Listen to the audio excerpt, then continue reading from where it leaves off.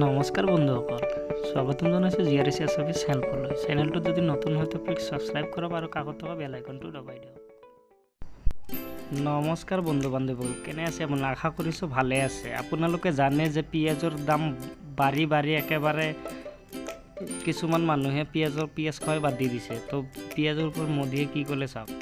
বজাৰত লাগিছে জুই, কিয়নো অবাধ হাৰত বৃদ্ধি পাইছে পিঁয়াজৰ মূল্য। দেশৰ প্ৰায় কেইখন ৰাজ্যতে ৰাইজে 1 কেজি পিঁয়াজৰ বিনিময়ত দিব লগা হৈছে 70 পৰা 90 টকা পৰ্যন্ত। অবাধ হাৰত বৃদ্ধি পোৱা এই পিঁয়াজৰ মূল্য হ্ৰাস কৰাৰ বাবে মোদী চৰকাৰে এক ডাঙৰ সিদ্ধান্ত লৈ MMTCক 1 লাখ টন পিঁয়াজ আমদানি কৰাৰ নিৰ্দেশ দিছে।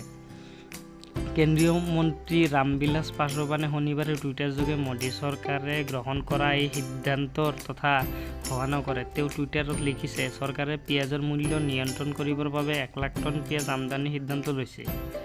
MMTCয়ে 15 নৱেম্বৰৰ পৰা 15 ডিচেম্বৰৰ ভিতৰত এই পিঁয়াজৰ দেশৰ বিভিন্ন প্ৰান্তৰ বিতৰণ কৰিব।